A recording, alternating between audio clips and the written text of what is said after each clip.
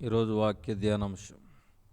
అవసరాలు తీర్చుకోవడానికైనా దేవుడు అమెరికా దేశంలో పేరుగాంచిన ఒక వైద్యుడు ఇలా అన్నాడు, అనేక మంది రోగస్తులు నా దగ్గరకు వస్తుంటారు. మరణ పడక పైనున్న వారికి సువార్తను ప్రకటించి దేవుణ్ణి నమ్ముకోమని చెబుతాం. వారు కలిగి ఉన్న అనారోగ్యమును బట్టి లేక నిస్సహాయ స్థితిని బట్టి ఆ సమయంలో దేవుణ్ణి నమ్ముట, ప్రార్థన చేసుకునుట మేము గమనించాం. దేవుడు కనికరించి వారిని స్వస్థపరిచిన తర్వాత వారు దేవునికి దూరం కావడం కూడా గమనించారు.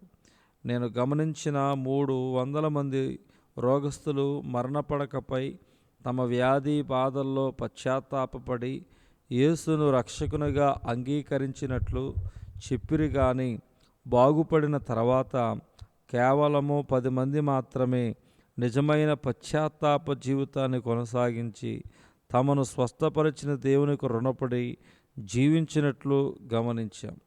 మిగిలిన 290 మంది తమ ఆరోగ్యము కొరకు, స్వస్థత కొరకు దేవుని వాడుకొని బాగుపడిన తర్వాత దేవుని వదిలి మరలా తమ పాత జీవితాన్ని కొనసాగించినట్లు అతను తెలిపాను. ఇది ఎంత విచారకరం! ఈ అంశాన్ని చదువుతున్న ప్రియ స్నేహితుడా, నువ్వు కష్టములో, నష్టములో, వ్యాధి బాధల్లో, ఇరుకు ఇబ్బందుల్లో ఉన్నప్పుడు దేవునికి ప్రార్థించగా దేవుడు కనికరించి నిన్ను విడిపించి స్వస్థపరిచిన తర్వాత జీవితాంతం రుణపడి జీవించవలసి నీవు బాగు చేసిన దేవుని విడిచి లోకాశలలో పడి కొట్టుకుని పోవటం న్యాయమా? అనారోగ్యముతో బహు బలహీనముగా ఉన్న నిన్ను, అనేక రోగాలతో మరణపడకపోయినున్న నిన్ను దేవుడు లేవనెత్తినది, నిన్ను బలపరిచినది మరలా పాపిష్టి జీవితాన్ని జీవించడానిక? మనిషే కన్ను కానక దేవునికి వ్యతిరేకముగా పాపం చేసినప్పుడు దేవుడు కళ్ళెర్ర చేసి మనిషేను తన సింహాసనము నుండి, అధికారం నుండి, హోదా నుండి ఒక్కసారిగా క్రిందికి త్రోసిన కదా.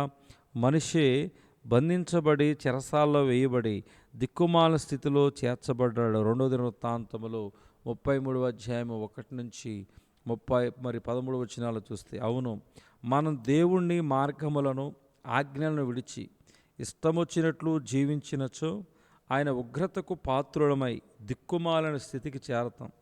అట్టి స్థితికి చేరిన మనిషి పశ్చాత్తాపడి తన తప్పును ఒప్పుకున్నప్పుడు దేవుడు కనికరించి మనిషి హీనస్థితిని, దేనస్థితిని చూచి చెరసాల నుండి విడిపించి మరలా రాజుగా చేశాడు.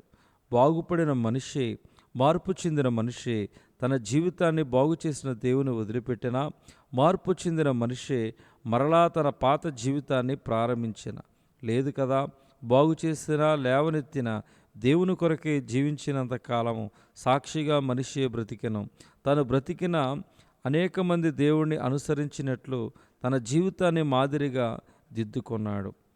2 దినవృత్తాంతాలు 33వ అధ్యాయం 14-19 వచనాలు చూస్తే అర్థమవుతుంది. ఇది నిజమైన మార్పు, ఇది నిజమైన పశ్చాత్తాపం. ఈ అంశాన్ని వినుచున్న సహోదరుడా, సహోదరి, నీ విశ్వాసము, నీ ఆత్మీయత అవకాశవాదముతో కూడినదా లేక పరివర్తనతో కూడినదా? ఈరోజు అనేక మంది లాభం కోసమో, ఆరోగ్యం కోసమో, అవసరాల కోసమో ప్రభు దగ్గరకు వస్తున్నారు. అవసరాలు తీరిన తర్వాత ప్రభుని విడిచిపెట్టి భ్రష్టులవుతున్నారు. దేవుని విడిచి భ్రష్టులయ్యే కృతజ్ఞులలో ఒకడివా? లేక బాగు చేసిన దేవుని హత్తుకొని మరణం వరకు నమ్మకంగా తన జీవితాన్ని గడిపి మనిషి వలె జీవిస్తున్నవాడువా? దేవుడు ఈ దినవాక్య ధ్యానం దేవుడు దీవించును గాక. ఆమేన్.